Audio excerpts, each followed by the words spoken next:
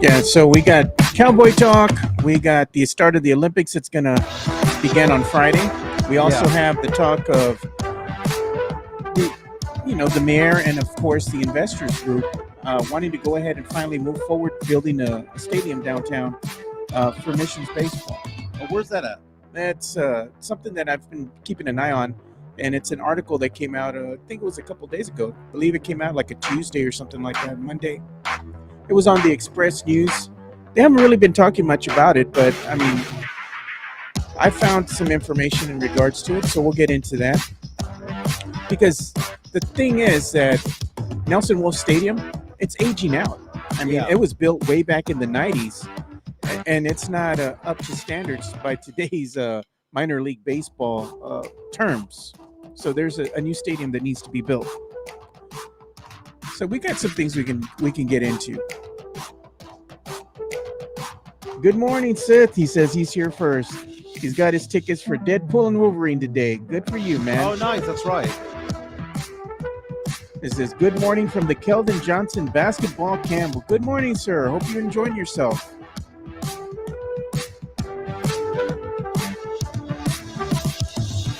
Just letting everybody know again, today is our Friday because both me and Mike, we're going to be busy on Friday. Yep.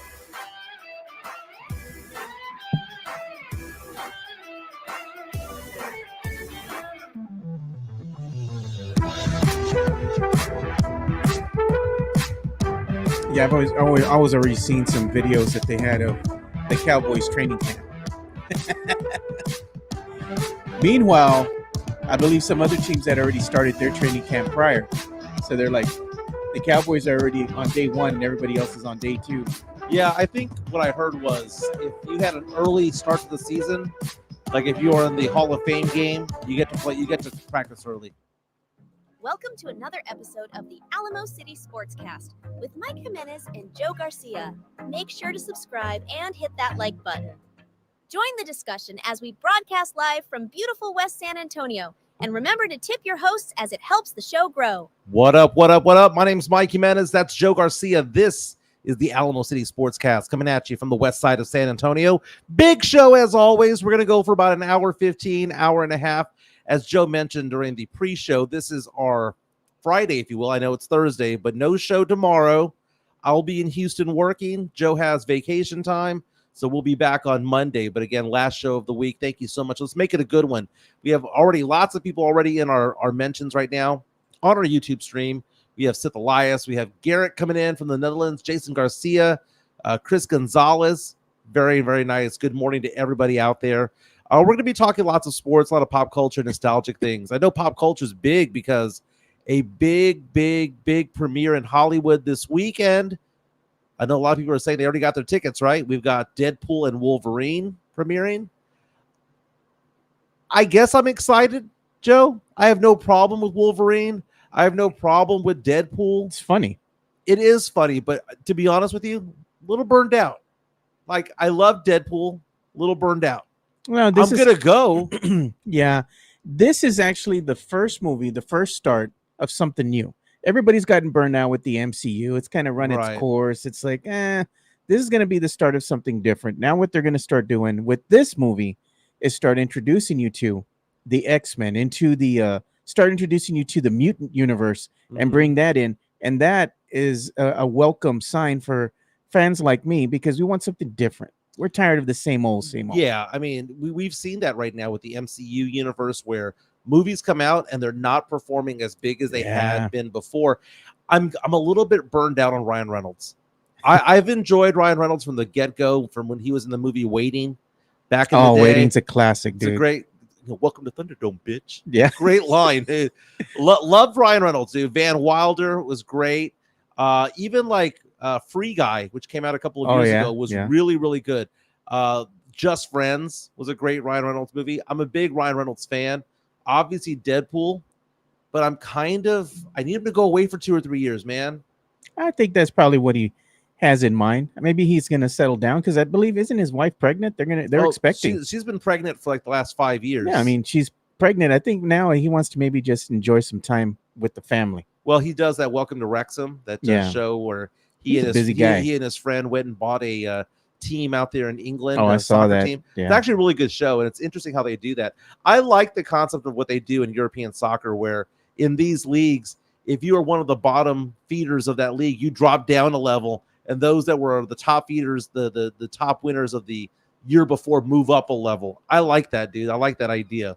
Sith Elias says he caught some flack for saying he's never seen Fight Club. You know, Fight Club, one of my 10 favorite movies of all time. I quote Fight Club all What's the time. first rule of Fight Club? You don't talk about Fight Club. What's the second rule of Fight Club? You do not talk about Fight Club. Great movie. You know what? I know we do sports and we do pop culture and stuff. Let's start off with movies today, man. Let's start off with movies. You know, because I know how we say it's Friday and we don't give a damn. Yeah. But it's Thursday and we don't give a damn. Sith Elias, shame on you for not seeing Fight Club. That is a man's movie. That is a man's man movie. Brad Pitt, Edward Norton, the late great Meatloaf as Big Moosey with the big boobs. Yeah, I remember that. Helena Bonham Carter, one of the worst lines ever spoken in that movie, where she says, "I haven't been F like that since grade school." And Brad Pitt just looks at her like, "What the hell did you just say?" Yeah. Great movie. I mean, the fact that movie was written by a nobody. I think it was like a truck driver who wrote that movie. He had never written anything before. He wrote a book called Fight Club and basically got co-opted into a movie. And it apparently held true to the book. But the idea about anarchy and the fact of materialism and that guys not being men anymore, manly men. Now we see that today in people who say, "Oh, I'm an alpha," but I think what they're saying is that one of the lines in the movie is we're nesters now, because we work in offices for the most part. There's some people who are blue collar, who work with their hands and work in the sun and all that stuff. I get that. Christopher Leha, MCS General Contracting. They do a fantastic job. But more and more guys go into the corporate world. More and more guys are on a computer. More and more guys are doing things that are not quote unquote manly anymore. And it manifests itself in other areas of life. And it talks about how some people are just getting fed up. Yeah. And Fight Club is a great movie.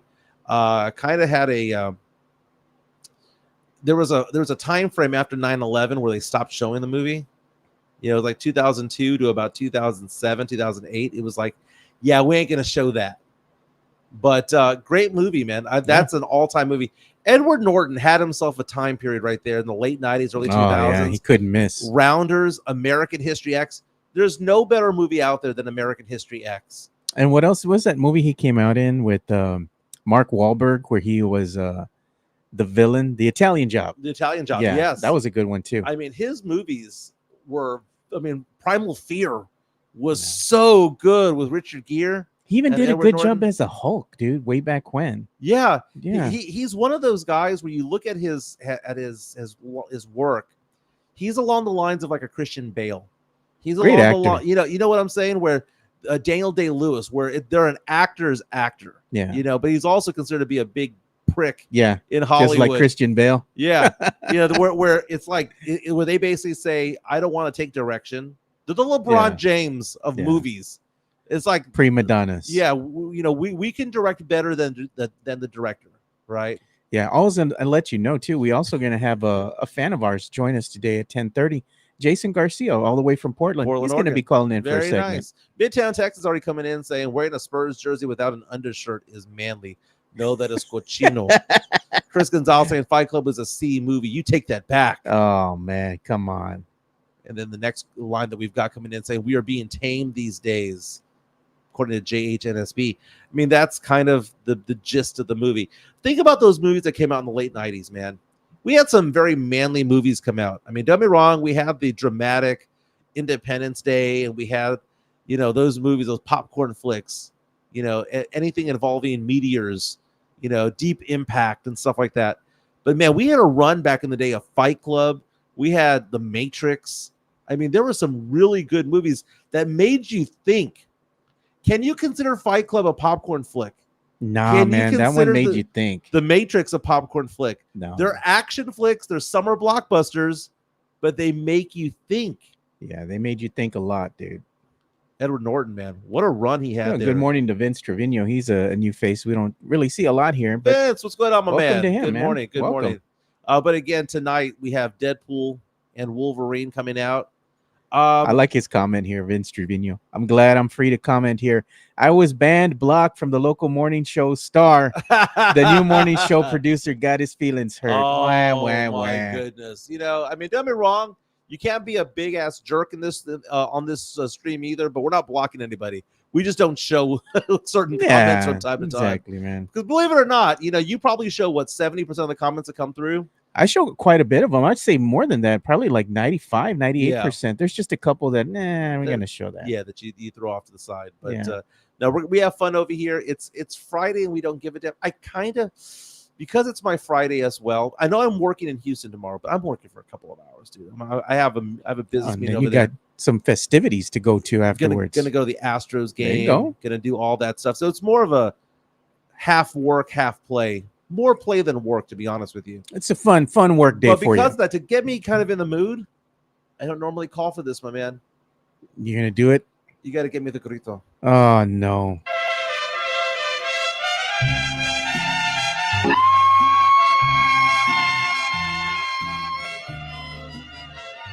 Wait for it.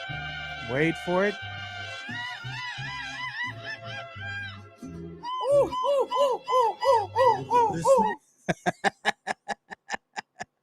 I'm gonna get drunk this weekend, dude. I got a feeling Smashed. I'm gonna be at the Astros game. I'm not gonna be smashed. I'm gonna be feeling good. You know what I'm saying? Going to a speakeasy out there in Houston, meeting up with some friends. It's gonna be a good time, man. It's gonna be a good time. Enjoy yourself, man. That's what it's for. You work hard, you play hard. Now, one thing that's not gonna happen to me is what happened at the Yankees Mets game yesterday. I don't know if you saw this, but there was a fight, a brawl at the game. So again, the Mets beat the Yankees and they swept them in the series. First time in like over a decade that they have swept the Yankees in a series. There we go. But look what happened over there. According to this is TMZ action going on.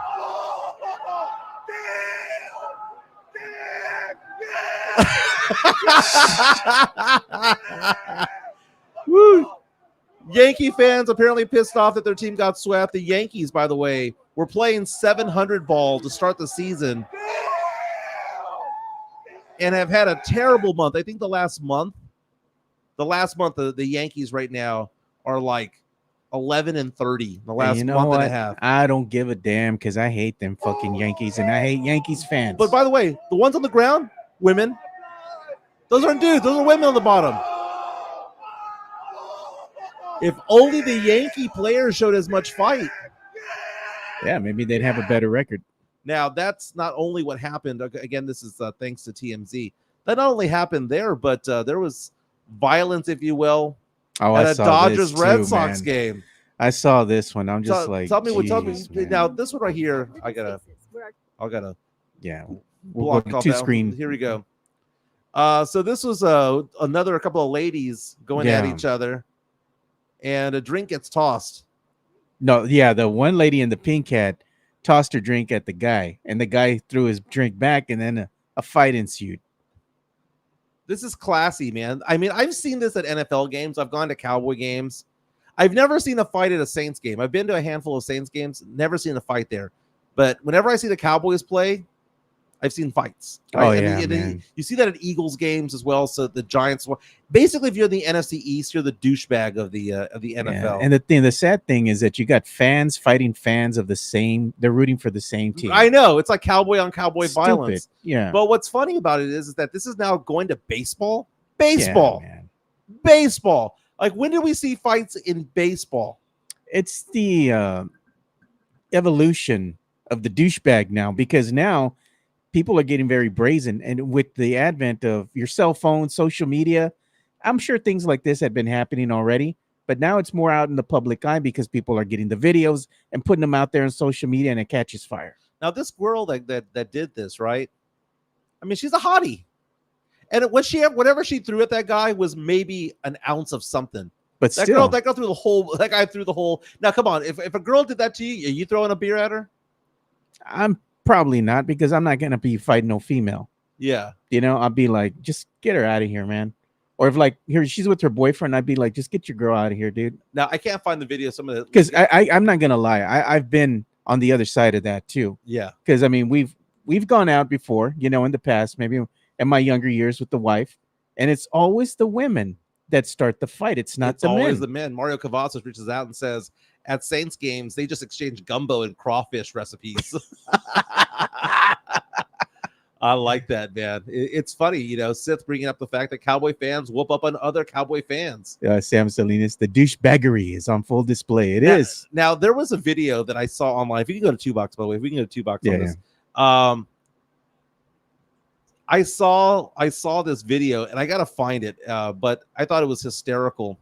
It was a guy that got pissed off about a woman who was blocking a parking spot at a store.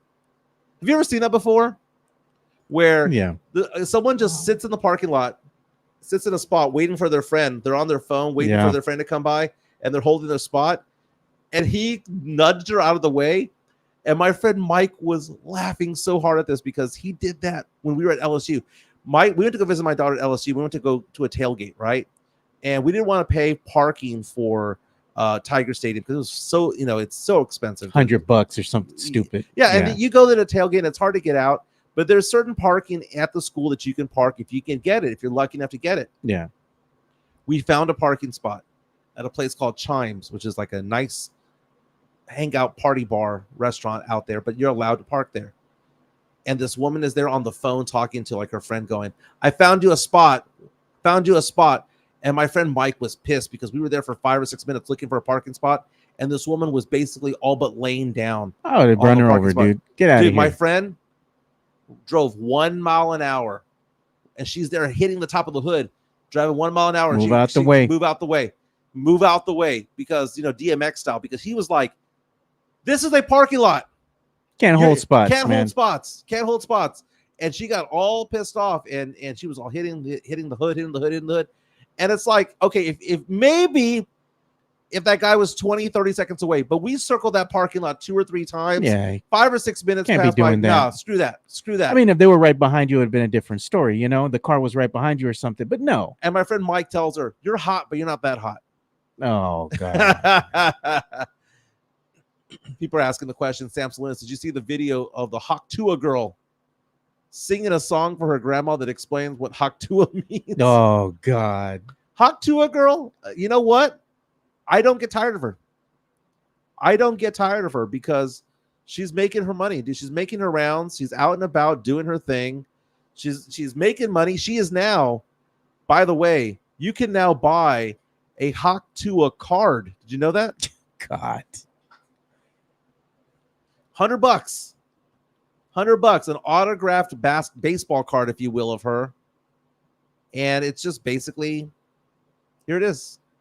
That's dumb, man. Her 15 minutes are up already, dude. Is it really? Look, here it is. And it says, I love Pookie, signed Haley. $100. Her 5 minutes are up, bro. Dude, think about this, dude. Let's say that she gets 75% of this money, right? Yeah. Let's say that it's a 70-30 split. Let's say it's a 50-50 split. You think they're selling 20 of these? Because if they're selling 20 of these, she's making $1,000 a day off of this. And then she had, took photographs with Hulk Hogan and whatnot. I saw that, man. The Hulk tour.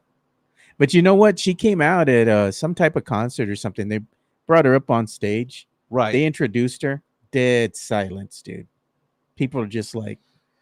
You think the 15 minutes are up? Her 15 minutes. When you bring her up on stage and people aren't all, yeah, it's the Hulk tour girl, getting all excited for her, and it's just dead silence.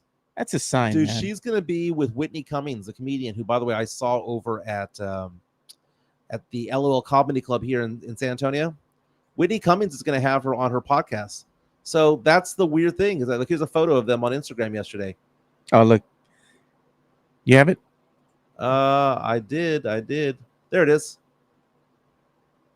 It says Haktua's realness is on the podcast next week.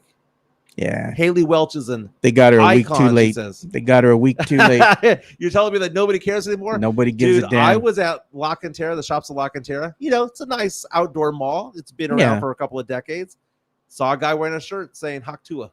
Oh, man. Spit on that thing. That's what we call culture vultures, bro. They're all over the place, man. Look at this. Sith Elias says, They brought out the Haktua girl to hype up an artist at a festival, and the crowd completely ignored her. Well, That's exactly what I'm depends saying. on the crowd, dude. She needs to hang out with the NASCAR type of people, dude.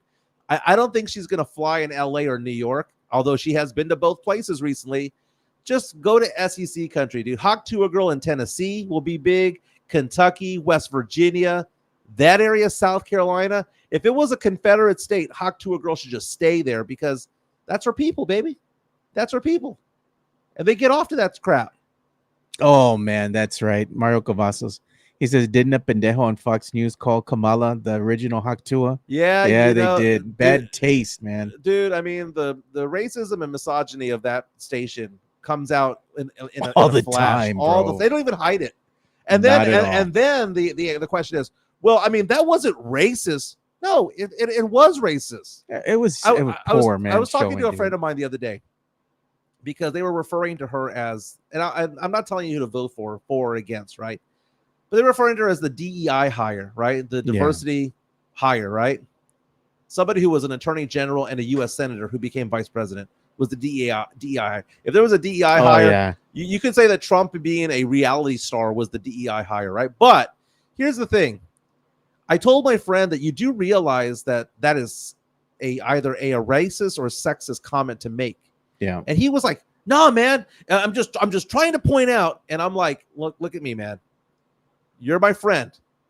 I love you. You're one of my very, very good friends. I've known you for 15 years. You're a white guy. Will you ever be called a DEI hire?" Well, no. So what is it called when only a white guy can say that? And it reminds me of that Family Guy episode where they were talking about like shades of racism. Yeah. And it has like different colors. Like there's black, and then there's beige, and there's brown, there's yellow, and it's like levels of racism. Yeah. There is veiled racism in society, and it's like, well, no, that's not what I meant. Well, that's the way it came out. and I told him, I said, what if I, as a Latino, Yeah. in 2019, I was Lincoln Financial Sales Manager of the Year nationwide for my company. I got an award. One of the first things I said when I was up there was, I'm one of two brown guys in this room. Yeah.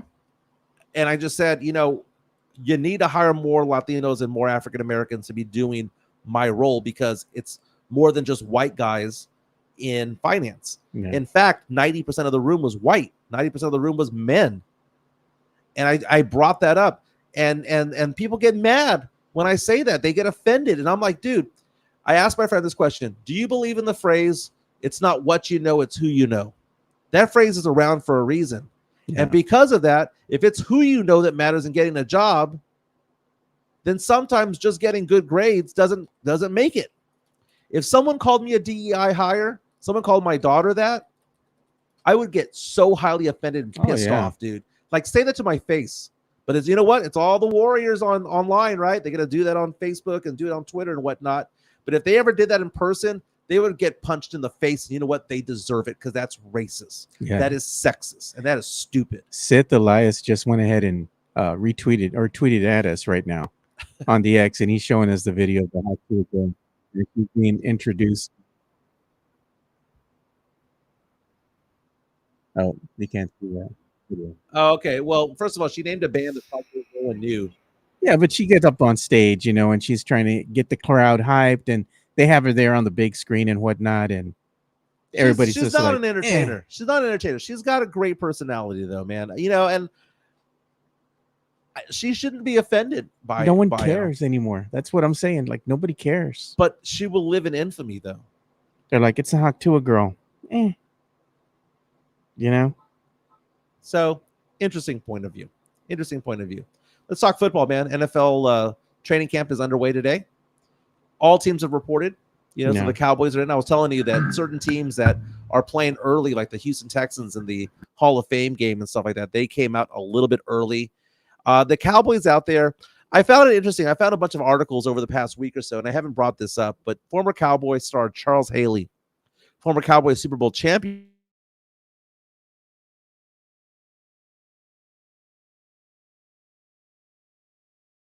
up and at him, all the FS1 shows, all the FanDuel shows, and has been out there talking about Jerry Jones. has been highly critical of him, saying, you do realize that this is all his fault, right? Where the Cowboys are is his fault.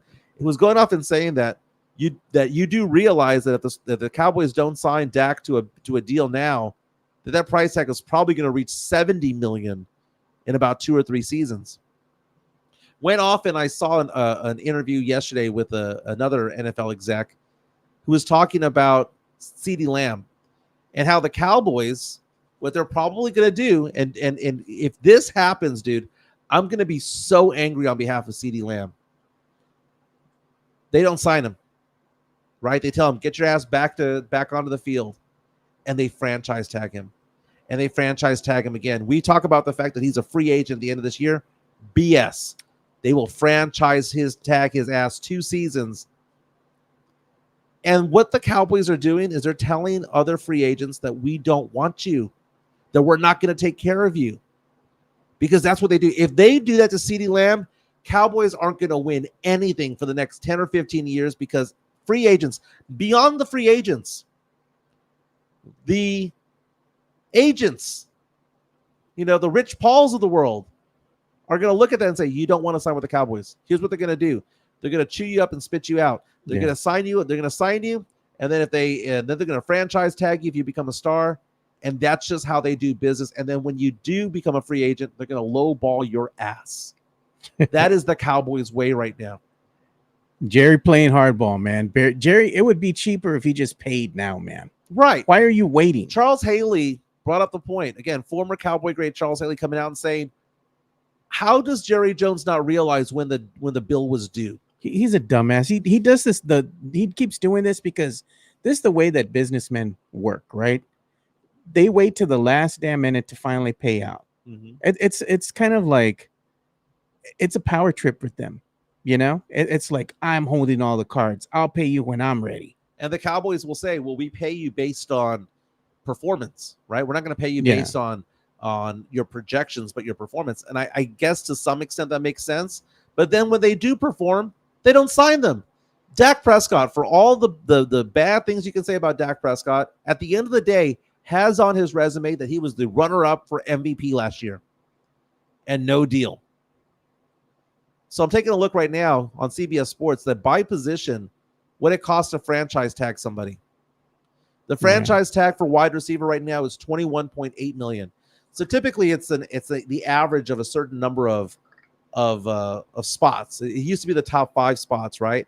So if you want to franchise tag a quarterback, for example, you have to pay them $38 million. If you want to franchise tag a running back, you got to pay them just under 12. Yeah, an X amount of dollars. But wide receiver comes in at $21.8 million. So Jerry Jones might be looking at this and going, why would I pay CeeDee Lamb $35 million a year? This is the Jerry Jones perspective here. Why would I pay him $35 million a year, which is what Justin Jefferson got, when I could just pay him $21 million this next season, and then pay him $22 million the season after that? Why not just do that instead? And I understand where Jerry Jones is coming from this, right? Because you take a look at it, 35-35, that's 70 compared to 22-22, that's 44. Save $26 million. But what does that do when it comes to free agency? What that does is that it says to other stars out there that you're going to be treated the same way. Yeah, so I do have our guest that's going to be joining us right now. First segment here, it's going to be our good friend and fan of the show, Jason Garcia. Jason Garcia coming in from the Pacific Northwest. What's going on, my man? Morning, everybody. How y'all doing today? Dude, we're doing good. We're getting excited about the NFL offseason, which is no longer an offseason. I mean, it's now, camp is in session. Cowboys in Oxnard, California. The Houston Texans are over there in Houston. We're talking about how the Cowboys are being criticized by now their former players. Charles Haley coming out saying that Jerry Jones doesn't know how to manage the cap, that he should just trade Dak if you're not going to pay him, just trade him. Coming out and saying that, free agents might not want to go to the Cowboys because if they treat CeeDee Lamb the way that they may be treating him now, if they don't extend him out there, if they're going to be, if the intention is to just franchise tag his ass a couple of times, that it sends a bad message. What are your thoughts on Jerry Jones, Stephen Jones, and how they're running the team right now? I'm a Seahawks fan, and I don't give a damn about that team one bit. Well, that's not what I asked. No, that's not what I asked. That's not what I asked. So what do you think about the Cowboys as far as what how they handle business these days. Because I'm glad that you're not a Cowboy fan. Yeah, he's not. I'm glad, because I'm not either. I'm glad you can give a perspective from the outside looking in, because there are a lot of Cowboy fans, like a lot of Spurs fans are in Pop We Trust, right? From a Cowboy fan perspective, they have a certain way of looking at it, but from the outside looking in, you're looking at it from an opposing point of view. If that franchise wants to be successful, Jerry Jones has to step down. His son has to step up and just be the owner that it. Hire a president who hires a general manager who hires a coaching staff. And it was a shit show when McCarthy came in, because what do you have? You had both Joneses right on the side. Most NFL teams, when they introduce their head coach, it's just the head coach and all the press is going at him. That's a perfect example. If Jones can step down and the Jones family can just be seen and not heard, maybe that franchise will have more Super Bowl wins. Narcissists do what narcissists do, man. And that's Jerry Jones. Jerry Jones. That's Jerry Jones. Over on the other side, the Houston Texans are arguably one of the 3 or 4 best teams in the AFC. They have a difficult schedule coming up ahead. But I look at it right now, there's talks about how there's already fighting going on in camp right now. There was a big fight yesterday at the Houston Texans camp involving several players. Their first big fight.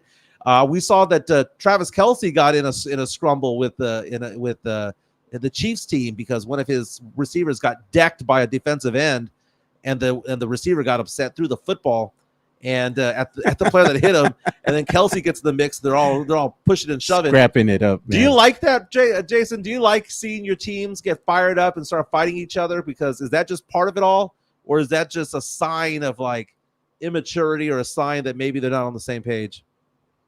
I like to see that, but make it a scrum, not an actual fighting or throwing punches.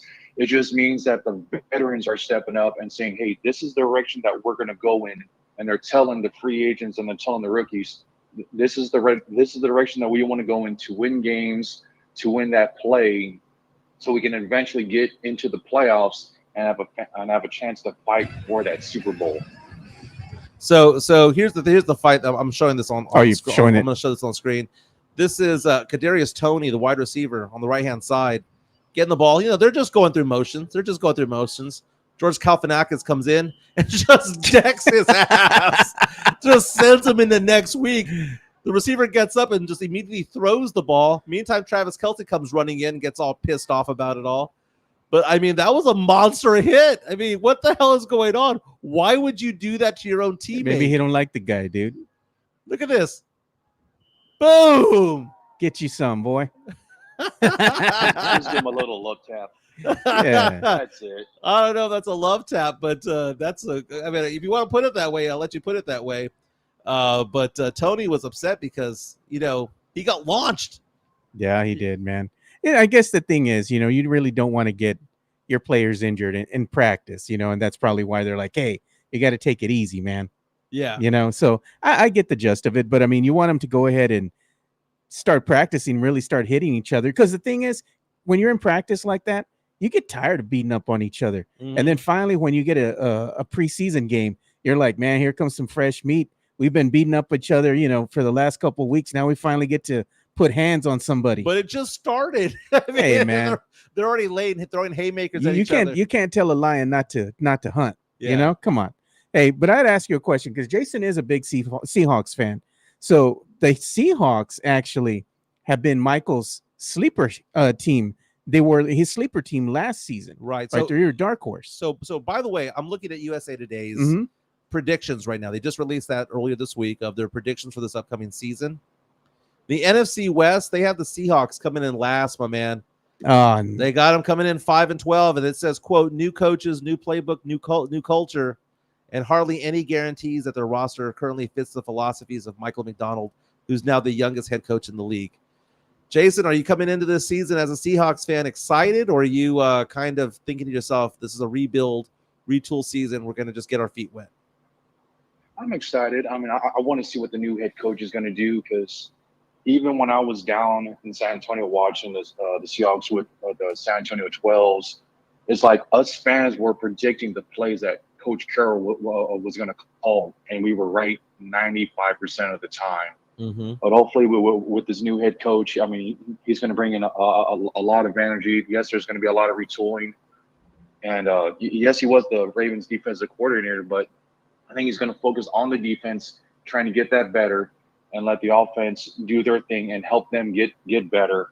I know with the with a couple of draft picks, maybe we should. I say we finish maybe middle of the pack, or second or third place, and we in the West. You know, our biggest problem is right now the Niners.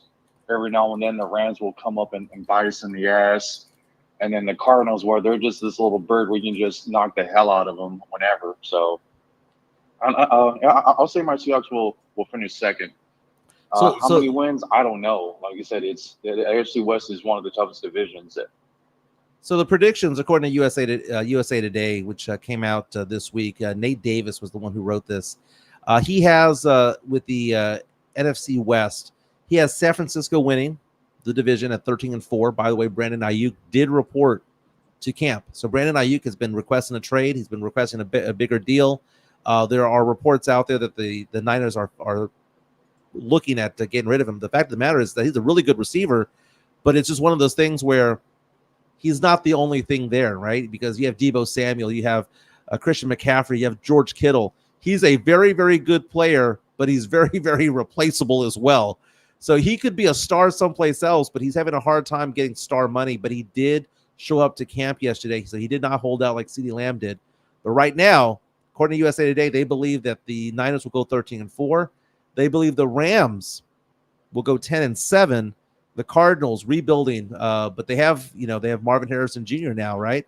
So they have the Cardinals going 7-10 and the Seahawks 5-12. Other divisions, NFC South, the prediction is that Atlanta would win the division. Atlanta with Kirk Cousins now at the helmet quarterback going 9-8. They have the Saints going 8-9, the Buccaneers going 8-9, and they have the Carolina going 4-13. So they believe that 9 wins will get you there. Last season, the Saints did get 9 wins, right? Yeah, they did. So it's one of those teams that's going to take a leap.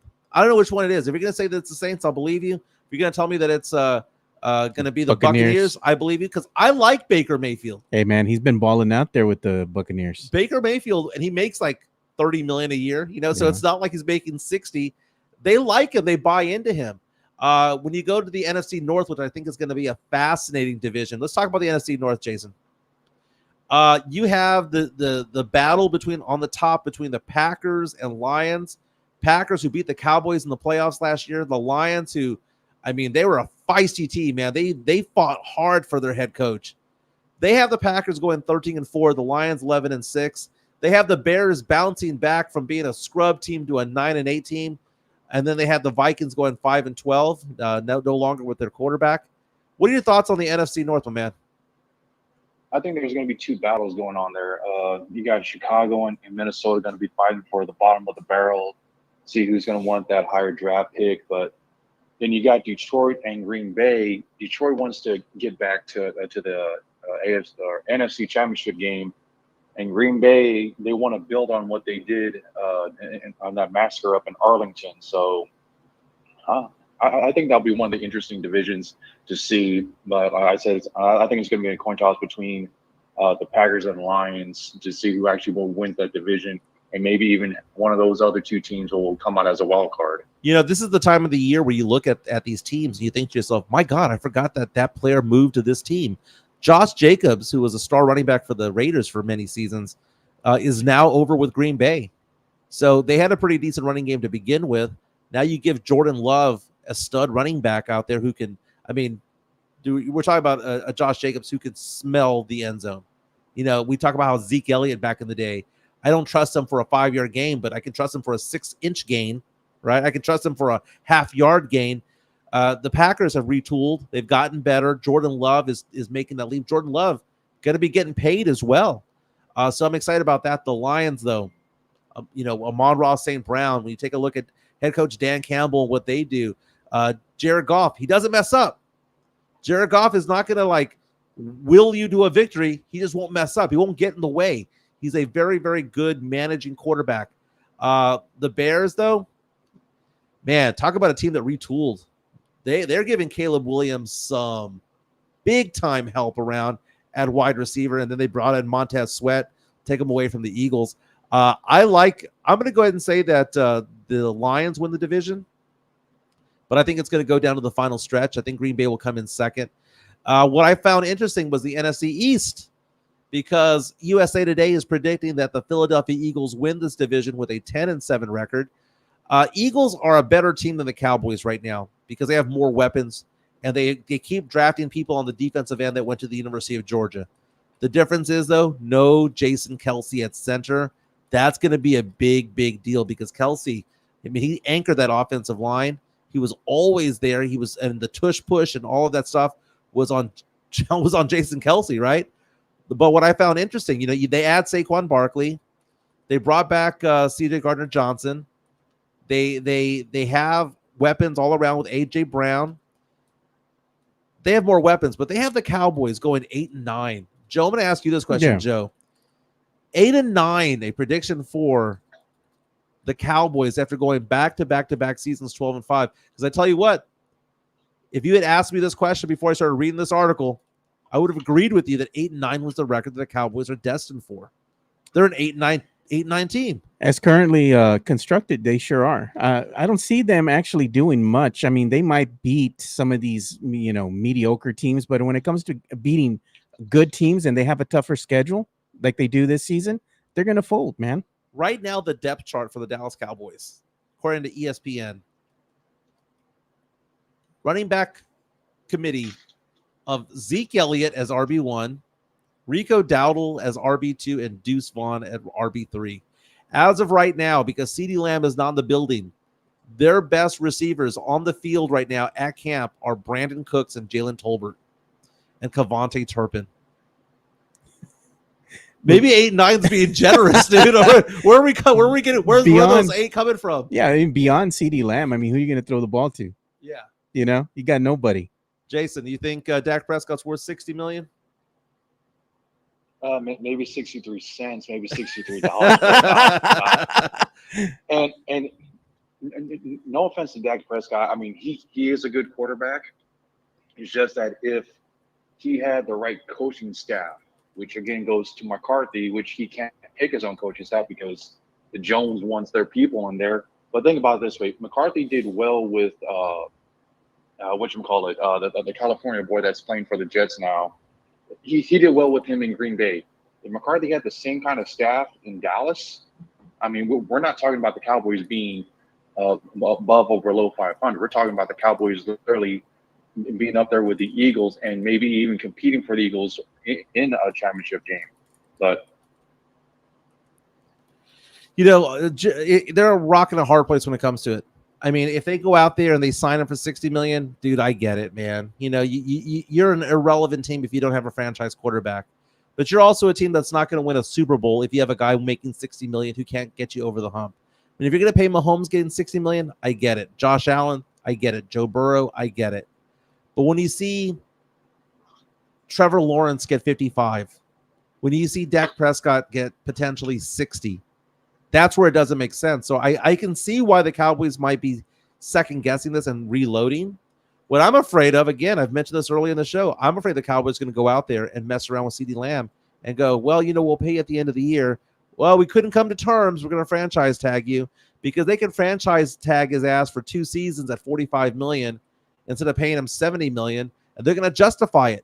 They're going to come out and say, hey, man, we just couldn't take care of him. The finances weren't there. We couldn't take care of him. And they might do this exact same thing to Micah Parsons. And at that point, man, I look at free agents. If I was a free agent, if I was an agent of a big name player, I'd be like, you do not go there. They do not take care of their players. Jerry Jones, man. How long has it been since they were at a conference championship? 1996.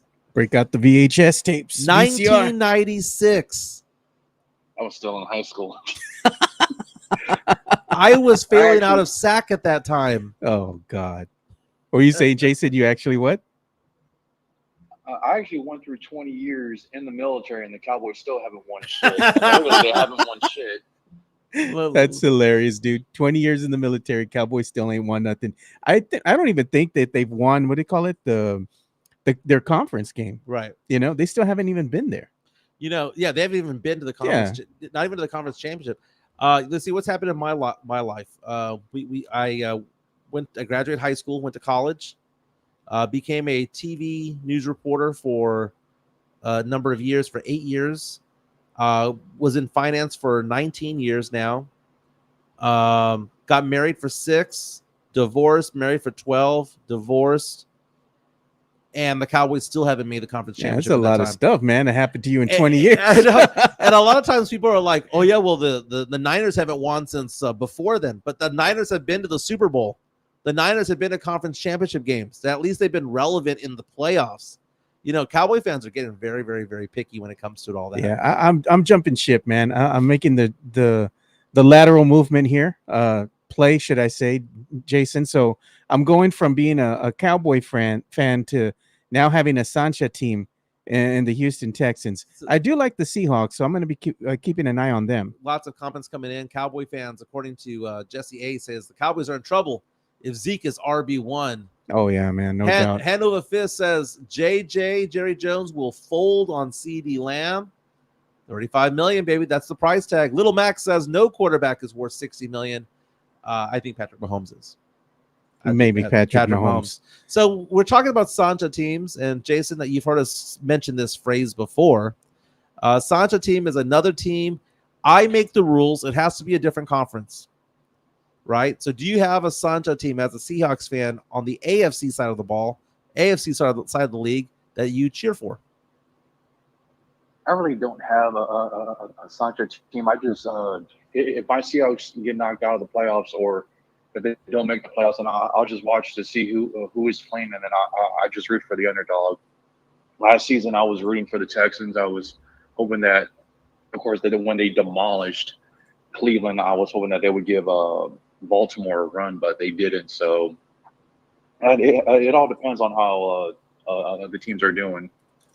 I got to get because I wanted to ask you a question. So we're talking NFL, One thing that I want to ask you about is when you're out and about, and you're watching your NFL games, what other team are you keeping an eye on other than just the Seahawks? Well, obviously, I want to watch the division teams. I want to make sure that how are they playing? What division teams are we going to be playing next?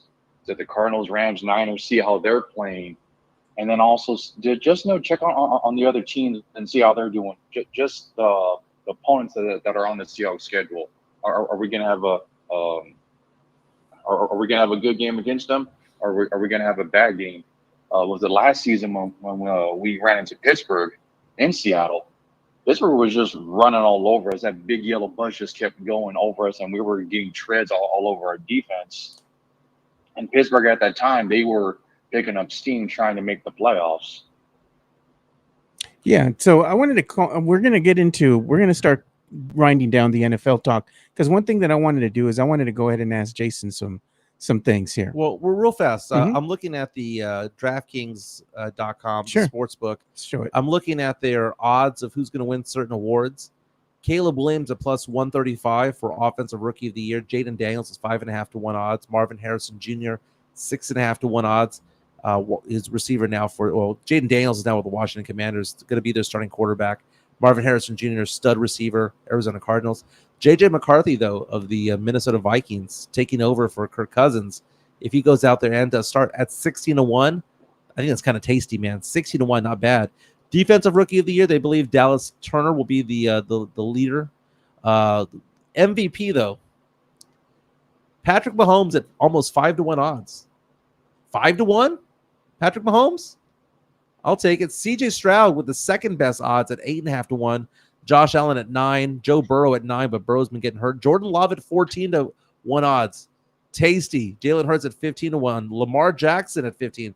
Lamar Jackson's won the award twice, if I'm not mistaken. At 15 to 1 odds. Aaron Rodgers back with the Jets. 16 to 1 odds. Brock Purdy, 16 to 1. And the 10th best odds in the NFL this year, Dak Prescott at 17 to 1 odds. He was runner-up last year. Defensive Player of the Year, Micah Parsons is expected to go second yet again, back-to-back years. Right, he and TJ Watt are at 5.5 to 1 odds. Max Crosby at 7-1, Nick Bosa at 7-1, and Myles Garrett at 8-1. So you want to get into other talk? What do you want to get into? Yeah, so Jason here, he's a big Spurs fan, like, the rest of us here in San Antonio. So one of the things I'm going to ask you, Jason, or get your take on before we go ahead and bring your segment here to an end is, what's your expectation for the Spurs this year, seeing that they've added CP3 and Harrison Barnes to the starting five now? I'm really excited about this season because as you mentioned, the two veteran players that the Spurs have picked up. I was shocked when they said that they traded for CP3, and then all of a sudden, like a few days later, we got Harrison Barnes, which I believe Harrison Barnes will actually get the young players off the bench more involved and have their heads right in the game.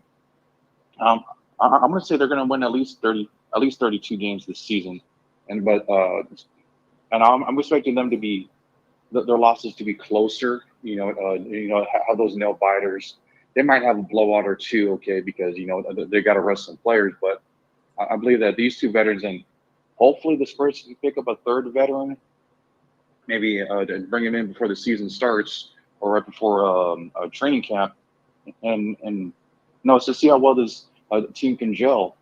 And I mean, you never know. Maybe like a quick 10-game win streak, and next thing you know, the Spurs are, as you said, Joe, they're fighting for this the playing tournament this season, and then maybe next season when they get better, they'll be actually fighting for an actual playoff spot, sixth, 7th, or fifth. Yeah, it's going to be an exciting season regardless, right? Because we don't know what's going to happen. I mean, I talked to Jeff Garcia from Locked On Spurs about this. I'm like, you can make any argument that you want about the Spurs. You can make the argument that the Spurs are just simply running it back. You can make the argument that the Spurs are going to get better because they have Chris Paul in the building and they have Harrison Barnes in the building. You can make the argument that Wemby's going to make the leap. This is going to be the first season in a long time as a Spurs fan where I don't know what's going to happen. Yeah. Like I legitimately have no clue. And what happens at the end of the season if there's an injury? Do the Spurs tank for Cooper Flagg? Is that going to happen? What happens with the Atlanta pick? This is an exciting, I've been joking around like we're going to be all excited. We're all going to be like, oh man, we feel so bad for Trae Young if Trae Young goes down with an injury, right? Because they have nothing behind Trae Young. Yeah. They have nothing behind him. Trae Young goes down, suddenly that pick looks tastier and tastier by the day. That's Jason Garcia. Dude, also a big-time soccer fan, man. San Antonio FC. SAFC. Crocketeers, all of that back in the day, man. Thank you so much for introducing me to that, Jason. That's amazing. No problem. All right, Jason, we'll go ahead and let you go. I'll be in contact with you so we can possibly talk about SAFC, but more importantly, what's going on with the supporters group right now and SAFC. So we'll bring you on next time so we can talk about that because that's a juicy subject right there, Jason. That's what I'm talking about. Jason, thank you so much, Mike, man. Great job. Mike, Joe, have a good day. All right, thanks. Great job, my man. Let's give some love to Jeff Garcia from Locked On Spurs and Ken. So we were just talking about daily content when it comes to your San Antonio Spurs because, 5,000 subscribers can't be wrong, man. He's doing a fantastic job. Yep. Locked On Spurs is your daily Spurs podcast hosted by Jeff Garcia, the lead Spurs writer for Ken's 5 San Antonio. Jeff has a healthy plethora of guests all the time on the Locked On Spurs podcast. You can also follow Jeff on threads at Jeff G Ken's 5 SA. You can also follow Jeff on Twitter at Jeff G Spurs Zone. So make sure you go ahead and give Jeff a follow not only on threads and Twitter, but also on YouTube at youtube.com/@Locked On Spurs. This is where you're going to be able to find the replay of the Locked On Spurs podcast. Make sure to like, subscribe, and share. And I'll be the guest tomorrow, I believe, on Nice. Locked On Spurs. We'll be talking about Stephon Castle, player comparisons. We're also taking messages and questions from the listeners and followers and subscribers of Locked On Spurs. Again, you can follow Jeff Garcia on Kens5.com and on Twitter and threads at Jeff G Spurs Zone. He has a story today. Apparently, a musician created a new song dedicated to Victor Wembanyama. Yeah. On top of that, Wemby did an interview where he called it a dream come true to be playing for Team France. So you can read all about it on Kens5.com, or you can link to it on Twitter, X, if you will, threads at Jeff G Spurs Zone. Yeah, so the article that he wrote here about the Wemby song, Yeah. that's something that our friends Rudy Campos Jr. and Shemaya on the beat, as he's known on the X, actually created. So make sure you go and check that out, and also go and give him some love. Very nice, very nice. This is the first time I've been able to do this. You guys come to me for sports, pop culture, and nostalgia. For the first time, I've been given authorization by my firm to be able to speak about what I do. Okay, so here's the thing, man. I do this podcast for fun, but during the day, I do investments and I do insurances, talking about life insurance, disability insurance, long-term care. This is my way of saying that I appreciate everything that goes on with this podcast and things like that. But the only way this podcast survives is two things. One is we need subscribers and we need dedicated, loyal viewers of this podcast. The second thing that we need is to make sure that my business is still afloat. Yep. When I was at San Antonio Sports Star, I was able to juggle both. Doing the podcast, I'm able to juggle both as well. But know that I'm a financial guy. I talk money. So old 401ks, questions about retirement, questions about life insurance, disability, need help with your benefits at work, try to figure things out. That's my personal cell right there. That's 210-508-0369. 210-508-0369. Shoot me a text. Let me know if you want any conversations about anything you've got going on financially. It is confidential. No one knows other than me when it comes to your finances. Again, I deal with a lot of investment accounts, a lot of retirement accounts, a lot of insurance questions. Give me a call. We can make it happen. 210-508-0369. All right. So one of the things that we're going to talk about now that we've kind of mentioned Spurs, we talked about them a little bit. That was funny to me because I just finished seeing this pop up on social media here. And it looks like Dennis Rodman is starting to call somebody out here. Yeah. And I thought it was funny because former Spur, Dennis Rodman, right? Mm-hmm. So he's out here. I saw this on Legion Hoops, and he's saying Dennis Rodman on if Steve Kerr ever gave the impression that he'd become a great coach in the NBA. And this is what Dennis Rodman said. He ain't coaching. Shh. He said he's just sitting there watching them kids shoot. Kerr ain't doing a damn thing. You watch Team USA and you're asking yourself the question, well, what's going on? The problem is he can't adjust. Well, the problem is he has a bunch of superstars out there. Exactly. And there's only one ball. Yeah. There's only one ball.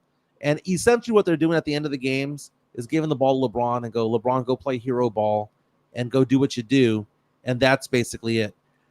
The number of people who are coming out there and the lineups that he's putting out there, the best players out there are Derek White and Drew Holiday because they play team ball. But Booker and Anthony Davis and all of these guys are so inconsistent, and they're playing FIBA rules. Their travels are being called. The ball literally is different than what they play at home.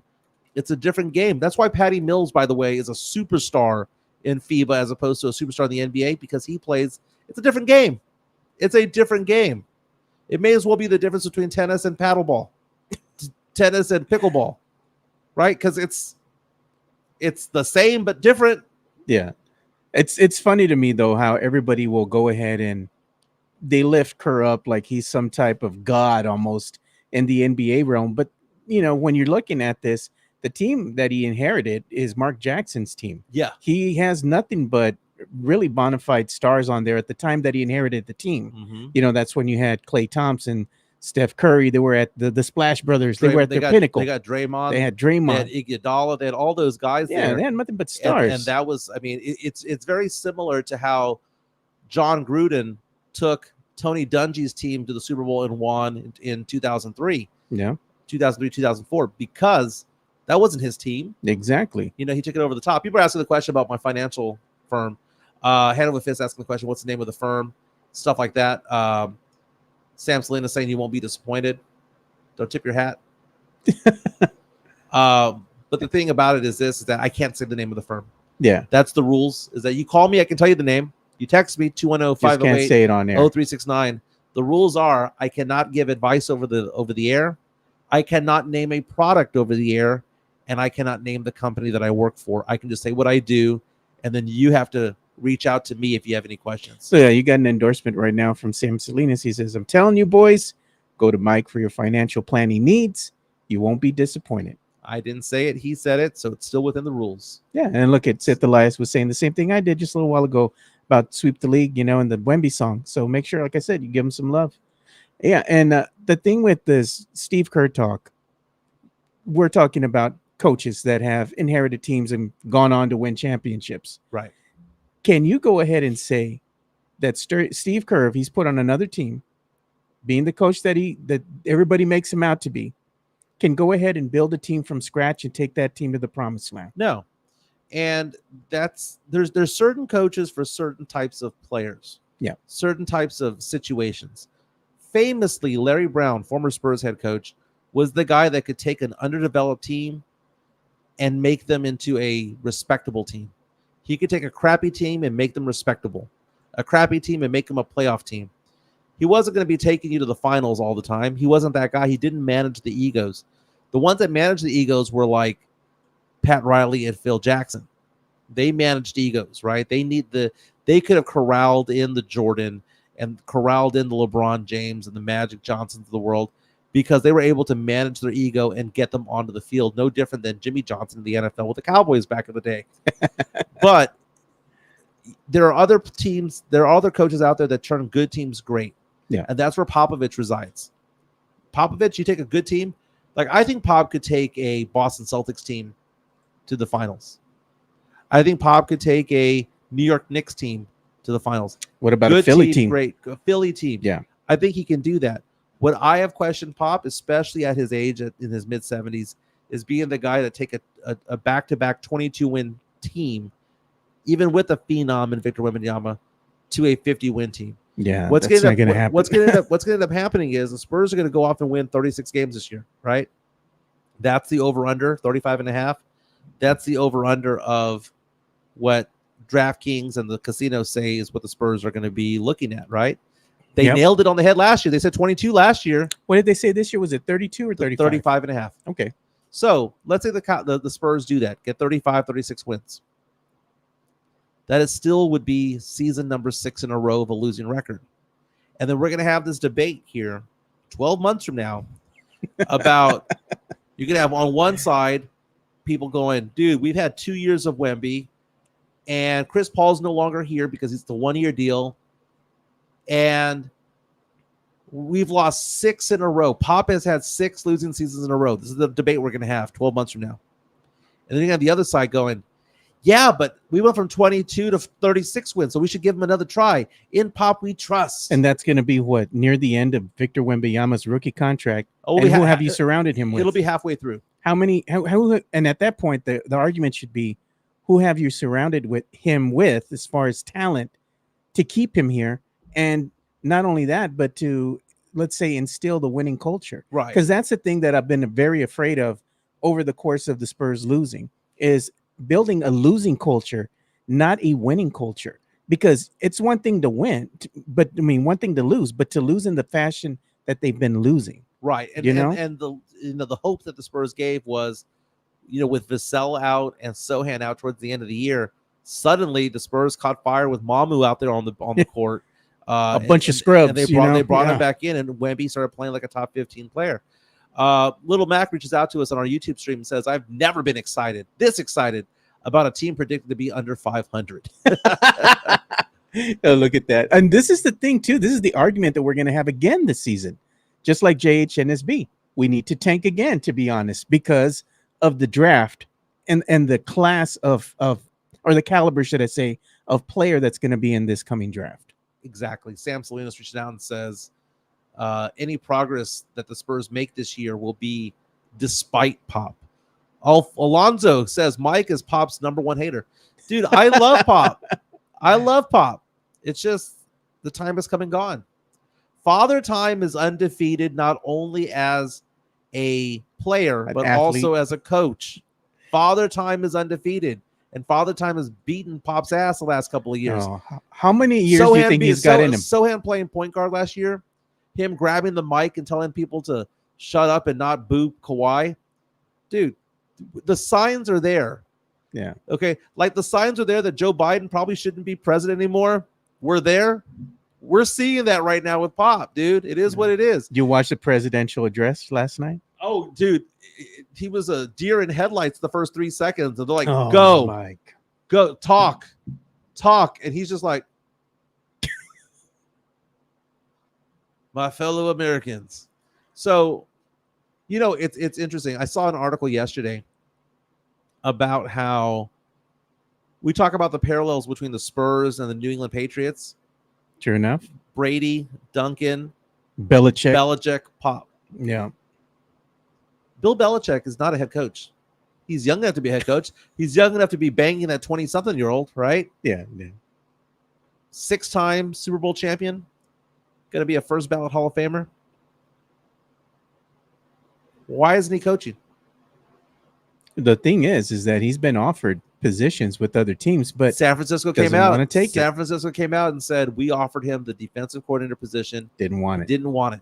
Okay, so now we know that at least he had one job offer. I think he's had more. But think about, but not as a head coach. No, not as a head coach. That's the thing. He might have been offered an up, a front office type of position, but he was never offered a head coaching position. So think about that. So when people are like, people tell me all the time, well, if Pop was to leave, there'd be another NBA team that would just snatch him up and swoop him up. Would there be? Because the parallels Bill Belichick, and last I saw, he has a microphone on. He's announcing. He's doing commentary. He's doing podcasts, for crying out loud. The time has come, dude. Just is what it is. Mitch Johnson, just take the keys, man. Mitch Johnson should be the Kamala Harris of it all, right? Look at this one, Jesse A. This is the deal breaker with a lot of teams not wanting to give him a head coaching position. Bill wants too much control. Everyone's not comfortable with that. Right. I mean, Pop was also head coach and GM for at a point in time. I know. I like a lot of times people are like, "Well, Pop didn't draft him. Pop is not the GM anymore. Pop is not this. Pop is not that. Like he doesn't have a say. Like it's all a group effort over there." Yeah, that's why they say Pop and the front office, right? Because they bring it to him too, and he has a say in it. Jesse A. bring up the fact that Nick Saban's doing college football game day. Why isn't he coaching? Again, just because you are a great head coach and you're a Hall of Famer, Nick Saban may look like a young man for the most part. He's in his 70s. He is, man. He's up there. Saban gets out, no one wants him. Belichick gets out, no one wants him to be head coach. If Pop left the Spurs, nobody would want him. Yes, he's on the Mount Rushmore of the greatest head coaches of all time, but no one wants a 75-year-old coach. No one wants a 76-year-old coach. I asked the question about how many teams would actually have Julian Champagny at starter last year, and we're the only team because all 29 other teams wouldn't have started him, right? Yeah. Half the teams wouldn't even have had him on the team. How many coaches would say, yeah, I'd rather have Pop as my head coach? None. I mean, the Spurs say, you know what? We're going to go ahead and let you go, Coach Pop. And you don't think another team's going to come call it? No other coach would call. No other team would come calling. Get him on a 2-year deal? No other team would do it. Again, and people come at me, Jimenez, that's just ageism. No, it is just actuality, dude. The TLC said it best. They sang it best in the 90s. That is actual and that is factual. And look at, what's actual and factual? I saw this just now on the X. Oh, I saw that this morning. Tim Duncan would be in everybody's top 3 if he played for the Lakers. Duncan was better than Kobe, and it's not even close. It sounds like you wrote this. No doubt. Yeah, that's my your burner account. Imagine if Duncan had gotten that 6th ring. Imagine if he had been a Laker. Well, right. But I think even that 6th ring to match Michael, because it would have been even more amazing for to get 6 impactful. Because back when Jordan played, there wasn't 30 teams. There were fewer teams. True enough. Right? Fewer teams. On top of that, there were, Duncan having to do that against international players. Yeah. There weren't international players. What, Zarko Paspai for the Spurs in 88? That was like our introduction to international players. He was from Euro players. He was from Yugoslavia, which is a country that doesn't exist anymore. I mean, think about that. If we had won in 2013, if Pop had put Duncan's butt into the lineup, sorry, I shouldn't say that. If he had just inserted Duncan into the lineup when Ray Allen hit that 3, why was Duncan, who was one of the greatest defenders of all time, like what, he got all defensive teams like 15 times? He wasn't in the game. If he would have put Tim Duncan in there, he could have possibly changed the future of that game, or the trajectory and the Spurs' future, because I guarantee you Tim Duncan would have put his hands up and he would have either got a partial block or he would have blocked that ball entirely. Game over. He would have been in better position for a rebound, or even if he was just guarding the inbounds pass, Yeah. it would have gone someplace else. Wouldn't have gone to Ray Allen. And the reason that Ray was able to knock down that shot, he was shooting over the undersized Tony Parker. And beyond that, a lot of people are like, well, then 2014 would have happened. What do you mean? They could have been their opportunity to have a back-to-back. That's chip. exactly it, because 2014, they were by far the best team. And were they motivated to bounce back? And Absolutely. of course they were. But just talent-wise, they were the best team in the NBA anyway. A beautiful game. The idea that, oh, well, if Ray Allen had just missed that shot, we would have had, Danny Green be the MVP of the series, the finals MVP, that in 2014 would have happened. That makes no sense. Here's to the me. bigger question that I think Spurs fans should be asking themselves. If Coach Pop wasn't coaching this team in 2013 and 2014, do you think this San Antonio Spurs team would have still made the still made the NBA Finals, vying for a championship? Right. Who's to say, right? And those are the unquestionable things. But going back to this thing from Kobe and Duncan, if Kobe played for the Spurs and Duncan played for the Lakers and they had the same accolades, Duncan would by far be considered the greater player simply because he wore purple and gold. Yeah. And I talk about that with Derek Jeter. Derek Jeter is a Hall of Famer. Is he an all-time great? Yes, he is. But the pantheon that he's out on right now is so much higher than what it should be, and it's simply because he wore pinstripes. I like this comment by Little Mac. Ray Allen's shot literally ripped my heart out. It wasn't just you, bro. It was me too. There are two things in sports, two games in sports where my heart was ripped out. Ray Allen knocking down that three, and as an Oilers fan when we lost to the Bills after being up 35-3. I now watched that whole game. The reaction I had was the same. You know what I did? I went for a walk. So when that happened to the Oilers when I was a young teenager in high school, I think I was 15. You're but a lad. 15, 6 years old. And when that happened in 2013, when I was, in my mid-30s, same reaction. I went outside and I took a walk and I cried. Oh. There was another thing that I wanted to talk about too, since we're talking about, NBA, nostalgia, so to speak, with the San Antonio Spurs. I thought this was interesting. So ESPN's top 25 players of the 21st century, they're talking about NBA players. Okay. And this is what they have on there. Number 4, Tim Duncan. Number 2, Kobe Bryant. I mean, Kobe Bryant, the best 42% shooter of all time, effective field goal shooting of 48% for a career. The most overrated player in the NBA of all time is Kobe Bryant. And look at who else they have here in the top 25. Manu Ginobili, Kawhi Leonard, and Tony Parker. LeBron being number 1, and I know a lot of Spurs fans are out there going, well, it's got to be Tim. Now, it's LeBron. LeBron, the longevity, may not have as many rings, but the longevity, the most points of all time. I mean, making all-star teams and all NBA teams in his 40s. And how many times did he go to the finals, dude? We haven't seen a player like this since Kareem, right? Who, by the way, I consider to be the greatest player of all time. I believe Kareem is. But does Kawhi Leonard deserve to be in the top 25? Kawhi Leonard deserves to be. Where's he at? Kawhi Leonard? Wait, don't tell me. Kawhi Leonard in the 2000s, right? Okay, I haven't seen the list because it's small print, right? Yeah. So let me go off the top of my head, right? I'll not show it to you right now. Okay, so I would put on the top 10 include LeBron, Duncan,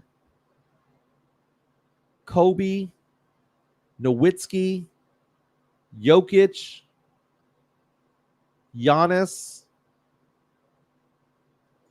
Kyrie, Steph. I'm gonna have those 8, and I'm gonna throw out Dwayne Wade and Shaq. Okay. Who do they have? All right. This is where they have Kawhi Leonard. Kawhi Leonard is listed at number 16. That's about right. You really think he's in the top 25? He's the first ballot Hall of Famer. Kawhi Leonard. He is. He is a basketball mercenary, dude. I mean, okay, first of all, But he's not the thing with that I have, the gripe that I have with him is he's not a full-time NBA player. He's a part-time player. he's got 2 chips, baby. He's got That Toronto chip should have been San Antonio's, man, if he would have stayed here. But it was just not meant to be. Remember, let me see here. Remember that play that he had? I mean, when you talk about the greatest players, the greatest plays of all time, let's go back in time. This was This is as good. game. All right, game let's take a look. This is courtesy of TNT. See if I lower This this is- a little bit. This is Let's mute the audio because they'll come back for it. okay. The 76ers against the Toronto Raptors, Game 7. This is to go to the NBA Finals, if I'm not mistaken. Got Jimmy Butler playing for Philadelphia. This got Kawhi Leonard into the Hall of Fame. This play right here. And we're showing this play right here. This was a handful of years ago. This was after he left the Spurs. Spurs traded him to Toronto. He gets a chip with Toronto, but it's this play right here that just elevates him into a Hall of Famer. The fadeaway and the bounce in, the friendly roll, and seeing Joel Embiid just basically cry. Toronto win that series. He broke his heart. Broke his heart. Kawhi, you cannot tell the story of the NBA without this type of play. Kawhi Leonard became a Hall of Famer on this play. He was already a Finals MVP with the Spurs. Goes out there, does this, wins another championship, wins one with Danny Green for crying out loud, former Spur Danny Green. Kawhi Leonard is a top 20 player of the 2000s. Ben Simmons, what happened to Ben Simmons, dude? He fell off, man. That dude is he's damaged goods now, man. I don't know, man. I don't know if I put Kawhi in my top 25. He has to be. I don't know, man. 2-time Finals MVP. Let's I see mean, how many Finals MVPs have two? I'll give you an example of this. Terrell Davis, right? Terrell Davis played for the Denver Broncos, right? Didn't play a lot of games, but he was a Super Bowl champion multiple times, and he led his team to the Super Bowl. Yeah. It's one of those things where you can't tell the story. He won it twice. He's Finals MVP twice on a team that had Tim Duncan, on a team that had Manu Ginobili and had Tony Parker. Kawhi Leonard was Finals MVP. Yeah, he's just Manu Ginobili is at 17, so they got Kawhi Leonard higher than Ginobili, and Tony Parker's still in the list at 21. Draymond Green is there at 22. Jesse A coming out saying he's all right, maybe 26. Exactly. Let that hate flow through you, brother.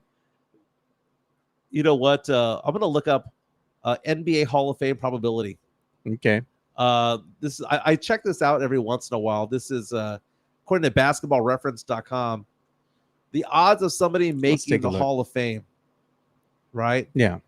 And some of these are already Hall of Famers. Let me look at existing players. So current players. It says active players are in bold, right? They give LeBron James.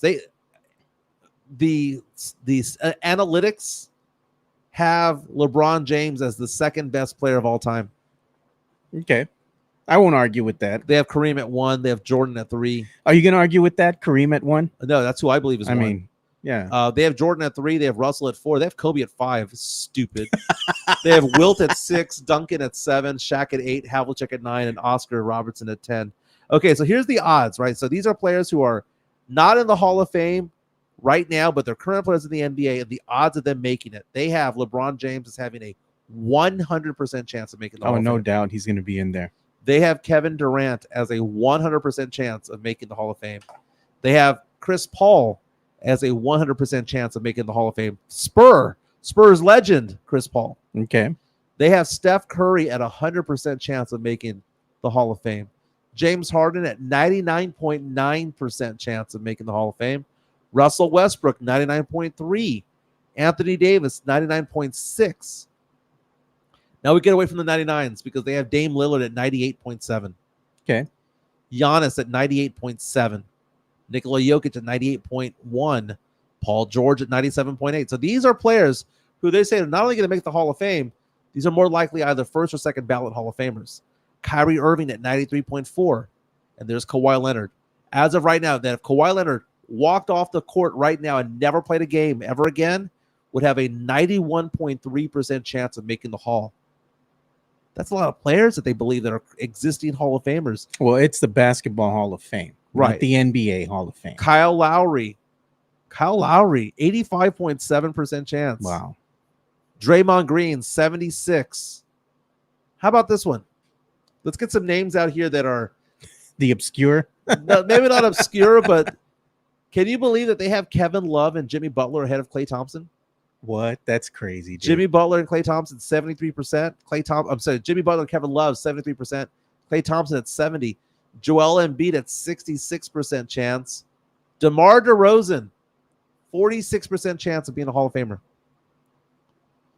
Can add to his point total, do something. Luka Doncic, as of right now, that if he was to exit the league at age 25 right now, would have a 41% chance of making the Hall. Jeez. Other names out there, Jason Tatum at 32%, John Wall at 32%, but they're adding, well, Tatum's adding to his accolades and is going to get higher.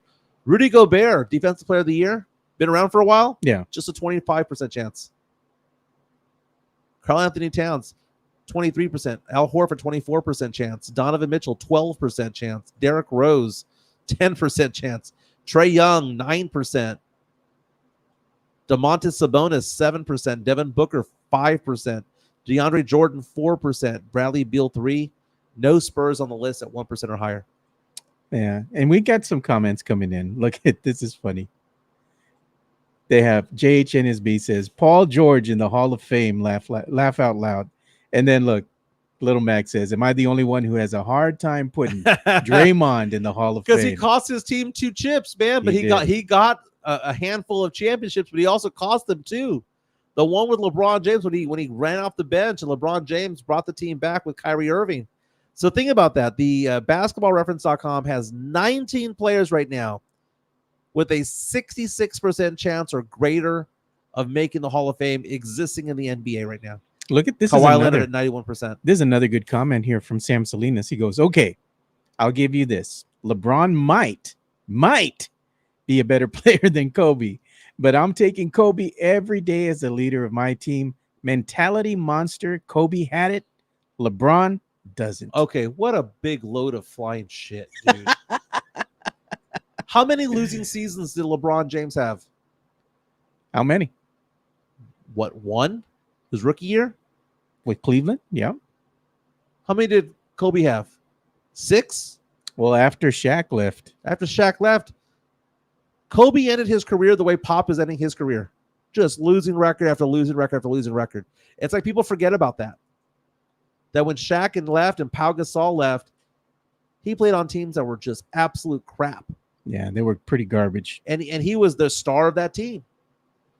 LeBron didn't have losing records other than his rookie season. And he Kobe was rookie of the year. Kobe was not the same type of player at the end of his career as he was when he first started. And he was riddled with injury. I mean, it happens, you know? Kobe won chips without Shaq. Yeah. Yeah. He won it with Paul.